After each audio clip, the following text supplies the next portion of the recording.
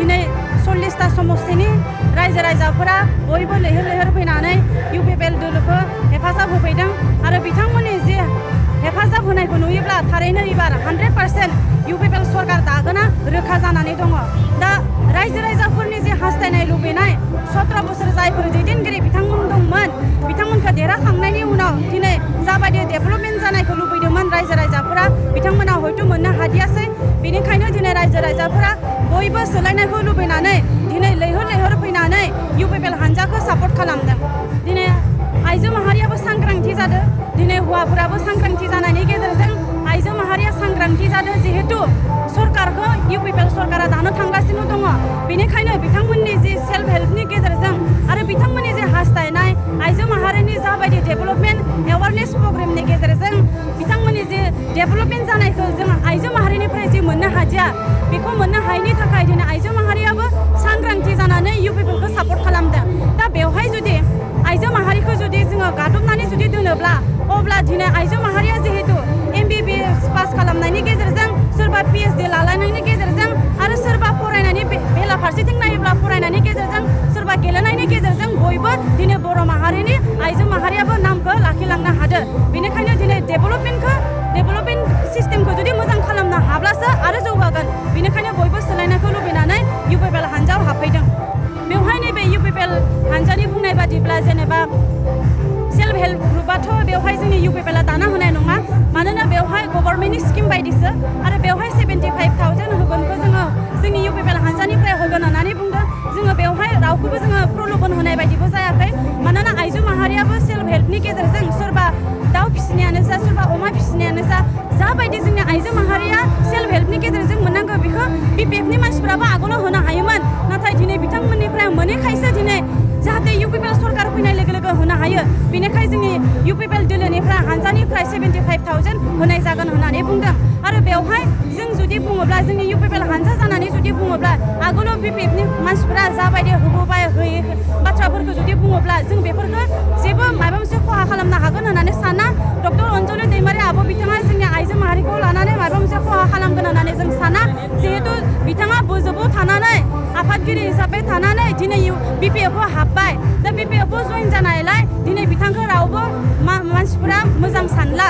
मानोना बिथांनि जि सन्मान डक्टरेट डिग्री लालायनाय बिथांखौ जि सन्मान होयोमोन नैबे सन्मानखौ दा दिनै रायजो राजाफोरा मिन्थिबाय। बिथाङा जुदि बोजोबाव थानानै जुदि मोजां खामानि मावलांमोनब्ला साबसिन सानगौमोन। बेनिखायनो बयबो दिनै सांग्रांथि जानानै आइजो माहारिनि जे हास्थायनाय लुबैनाय बेफोरखौ लाखागोन होननानै दिनै आइजो माहारिखौ जोङो फर्सफुलि खालामाबाबो बिथांमोनानो UPPLखौ सापर्ट खालामदों।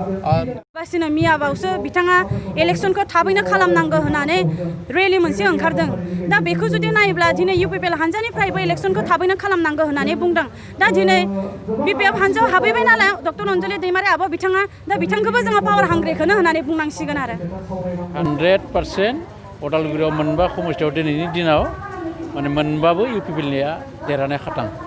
दिनै माने सन्जय सरगियारिखौ बुंबाय थादों प्रिदिप माने दैमारि बिथाङा पार्कआव जिथु माने स्पिकार बिथाङा बुंबाय थादों बेयाव माने आंजों बिराद माने गोबां भटआव जेनगोन होननानै बुंदों। दिनैनि दिनाव हरिसिङाल' नङा BPF मुङानो सारा BTCआव जेननायनि लामाजों आवगायलांगासिनो दङ। हरिसिङाल' नङा।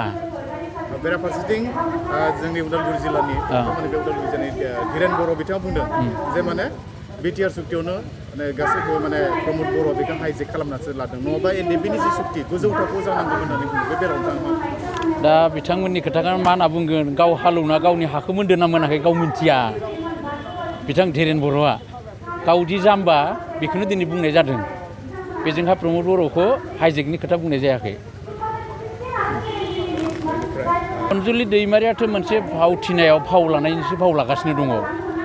दसेबा एक्ट्रिसनि दसेबा भेलेननि एक्टिं लादों। खारन थांनाय 14-15 समावहाय बेयो UPPLनि जानानैनो बेयो बिसायख'थियाव बाहागो लादोंमोन आरो एबाराव फैलायबाय BPFजों।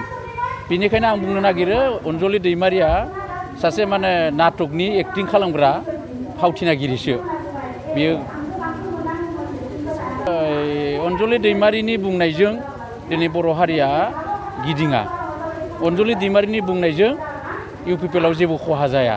नाथाय बबेबा बुंदों माने दिनै रन्जन दैमारिनि प्रमद बर'नि थाखायसो जेलाव हाबहैनो गोनां जाबाय होननानै बिथांमोननि माखासे सुबुंफोरा रन्जन दैमारिखौ इउपिपिएलआ बा प्रमद बर'आ जेलाव सोदों होनना बुंनाया जाबाय बेयो जाम्बिनिसो भाषा लेखा फरा रोङि आयेन कानुनखौ रोङि बेयो डक्टरेट जायान्दां डक्टरेटब्ला बियो बिदि बुंनाय नङामोन खारन आयेन कानुनखौ मिथिगौ रन्जन दैमारिया बबे धारायाव जेल जादों बिथाङा बबे धारानि थाखाय दिनै जेलाव जोबथेनानै दोनजादों बे बाथ्राखौ अनजुलि दैमारिया थारै मिथिगौ मिथिनाबो राजनितिक हिसाबै बिथाङा बे बाथ्राखौ प्रमद बर' बिथांखौ दाय होदों जों नुबाय दिनै माने बै कमिसन दानायखौ एसे खेंफोरथि होदों बिथाङा दा बियो माने इलेक्सन कड अफ कन्डाक्ट थानाय समाव बियो दाफुंनाङामोन बियो बिराद माने गाज्रि खालामदों होनना बुंदों बे बेलायाव बिटिआर एकर्डजों आरो बिटिसि इलेक्सनजों जेबो लोब्बा गैया बिटिसिआ गावनि बैसो थानाय हिसाबै समजों इलेक्सन जानो थांगासिनो दङ